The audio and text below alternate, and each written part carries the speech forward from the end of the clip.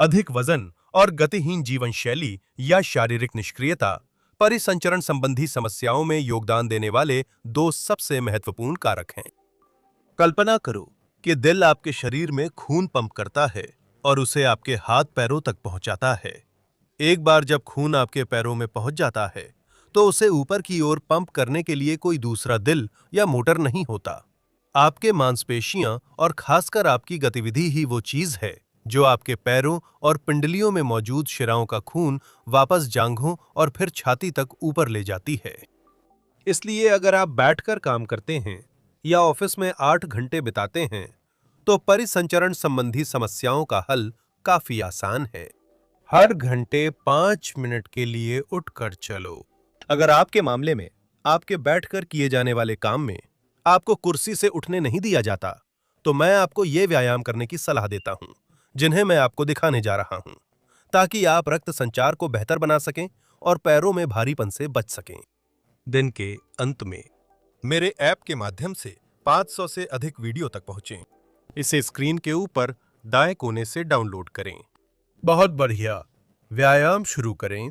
हम जो करने जा रहे हैं वह है सबसे दूरस्थ हिस्से काम करना, यानी पैरों की उंगलियों से लेकर टखनों, पिंडलियों, घुटनों और जांघों तक, ताकि शिराओं में रक्त की वापसी को बढ़ावा दिया जा सके और पैरों में भारीपन से बचा जा सके।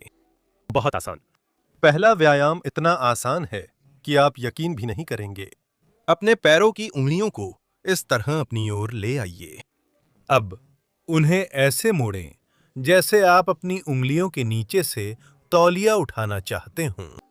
पैर की नोक अपनी ओर करें और फिर उंगलियों को ऐसे मोड़ें जैसे आप तौलिया उठाना चाहते हों। अपनी ओर और मोड़ें। अपनी ओर और मोड़ें। ऊपर, नीचे, ऊपर,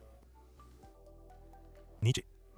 ये छोटे छोटे मूवमेंट्स आपके पैर की गहरी मांसपेशियों को सक्रिय करेंगे, जिससे वहां द्रव निकास में मदद मिलेगी और पैर के आंतरिक रक्त संचार को बढ़ावा देंगे। इसे 20 बार दोहराएं। हमने 10 बार कर लिया है। 11, 12, 13, 14, 15, 16, 17, 18, 19 और 20। अब हम अपने पिंडलियों और टखनों को सक्रिय करेंगे। पंजों के बल खड़े होकर एड़ी उठाओ, कुछ सेकंड तक रोको, फिर आराम करो और उसके बाद पंजा उठाओ पैरों का। और फिर से हम इस हरकत को 20 बार दोहराते हैं। हम 2 बार पंजे, 3 बार एड़ियां, 3 बार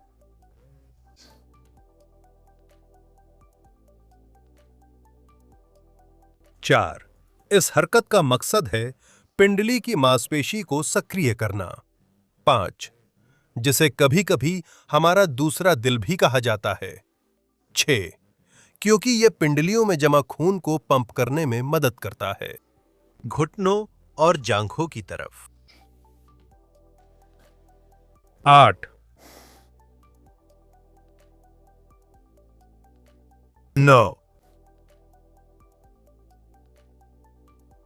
10, 11, 12, 13,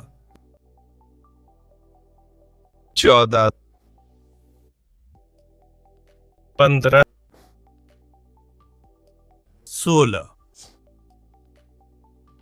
17,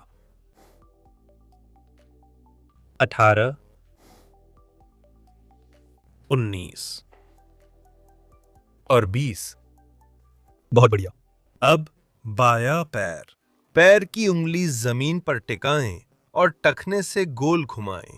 10, बाहर की तरफ। 3, 4, 5, 6, 7, 8, 9, 10। और अब 10 अंदर की तरफ। 2, 3, 4, 5, 6, 7, 8, 9 और 10। और हम दूसरे पैर से दोहराते हैं। पैर की नोक गोल घुमाना। हम अंदर की ओर शुरू करते हैं। 4, 5, 6, 7, 8, 9 और 10।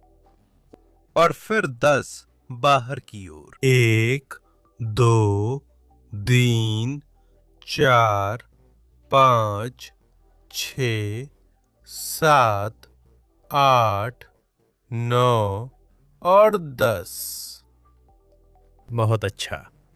अब एक पैर को पकड़ें और उसे छाती की ओर लाएं। पैर को कुर्सी पर टिकाएं। इसे जोर से दबाएं और कुछ सेकंड तक वही रखें। हम पिंडली पर इस दबाव का इस्तेमाल करेंगे पैर के खिलाफ, ताकि पिंडली से रक्त की निकासी में मदद मिले और पिंडली में रक्त संचार सुधारें। इसे वहां 10 सेकंड तक बनाए रखें या 15 सेकंड तक। अगर घुटनों में समस्या है और यह व्यायाम दर्द देता है तो अगले पर जाएं। इसके बाद इस तरह से अपने पैर को क्रॉस करें और अपनी दाहिनी हाथ से अपने पिंडली पर हल्की सी मालिश करें। बहुत आसान है।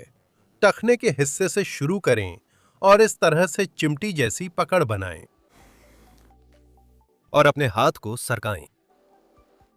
घुटने की ओर पूरी पिंडली पर लंबाई में हाथ फेरते हुए करते हुए चिमटी जैसी पकड़, टखने से खोलने और बंद करने की हरकतें। घुटने तक। और हम 10 गूंदने की क्रियाएं करते हैं। लंबाई में 10 बार दबाव देते हैं।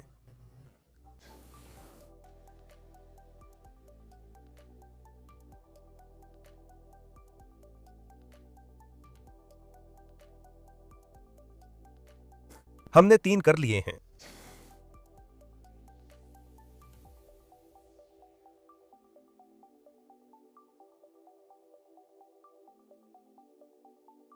चार, आप थोड़ा सा तेल, थोड़ा सा क्रीम इस्तेमाल कर सकते हैं ताकि फिसलने में आसानी हो।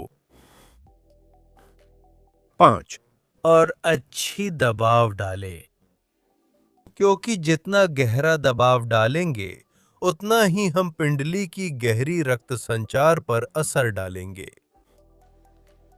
6 हो गए हैं।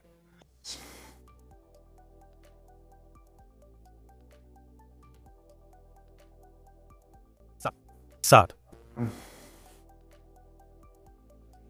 1, 2, 3, 4, 5, 6, 7, 8, 9 और आखिरी बार और 10। बहुत बढ़िया। दाहिनी टांग को जमीन पर रखें और फिर बाईं टांग को छाती की तरफ लाएं। पैर को कुर्सी पर रखें और जोर से दबाएं 10 तक से 15 सेकंड तक।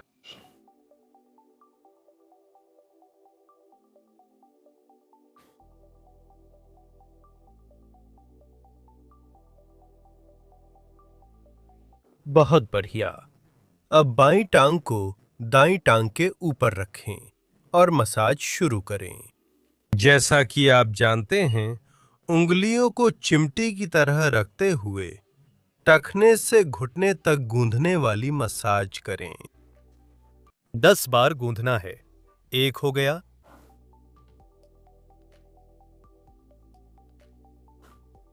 2, अगर चाहे तो दोनों हाथों से एक साथ भी कर सकते हैं ताकि ज्यादा ताकत लगे और मसाज और भी जोरदार हो। 1, 4,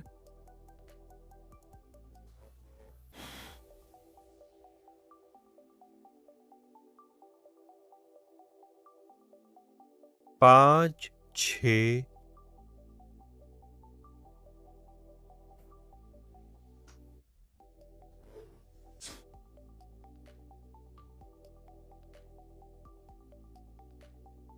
7। हरकत वही है। मूल रूप से यह ऐसा है जैसे आप मगरमच्छ या छोटे कुत्ते का मुंह बना रहे हो, जो पिंडली के हिस्से को काटने के लिए बंद हो जाता है। 1, 2, 3, 4, 5, 6, 7।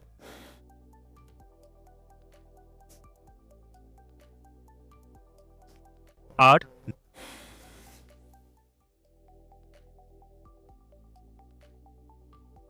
9 और आखिरी बार, आखिरी फेर और 10।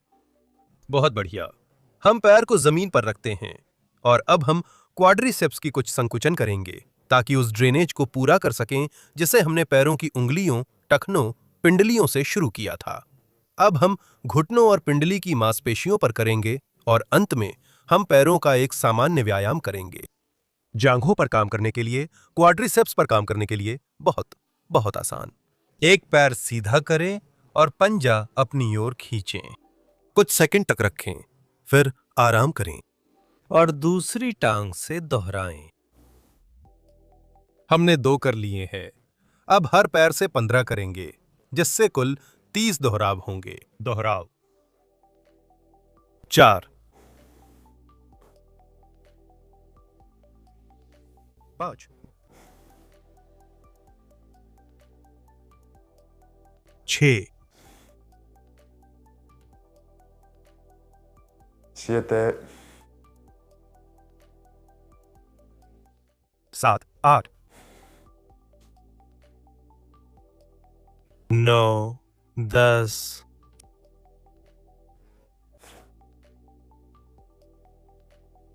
11, 12, 13, 14, 15, 10, 16। हम आधे से ज्यादा पार कर चुके हैं। 17, 18, 19, 20, 21,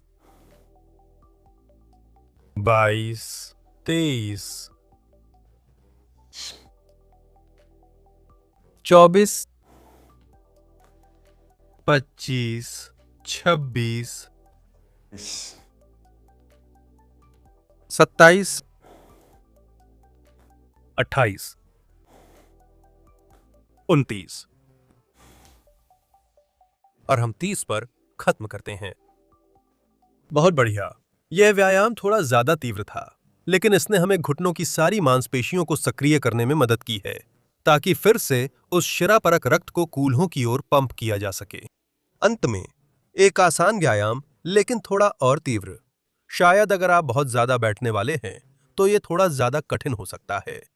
जो आपको करना है वो है अपने घुटनों और पैरों को मिलाना, अपने धड़ को आगे की ओर झुकाना ताकि आपका वजन संतुलित हो जाए और व्यायाम आसान हो जाए, और अपनी कुर्सी से नितंबों को कुछ सेंटीमीटर ऊपर उठाना, फिर उसी स्थिति में वापस आना।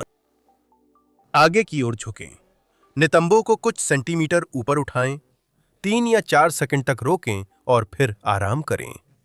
इस व्यायाम को आसान बनाने के कई तरीके हैं। उनमें से एक है अपने हाथों से घुटनों को दबाना। यह व्यायाम को बहुत आसान बना देता है।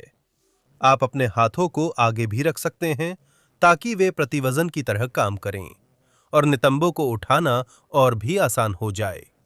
और अगर आप एक्सपर्ट लेवल पर जाना चाहते हैं तो आप अपने हाथों को पीठ के पीछे रख सकते हैं, जिससे आपकी टांगों और ग्लूट्स पर और ज्यादा काम होगा। वो स्तर चुनें जो आपकी क्षमताओं के सबसे अधिक अनुकूल हो। यह सबसे आसान है।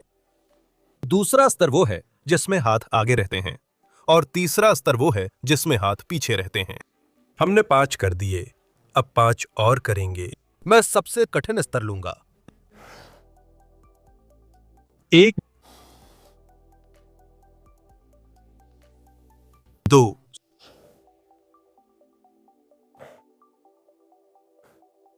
3,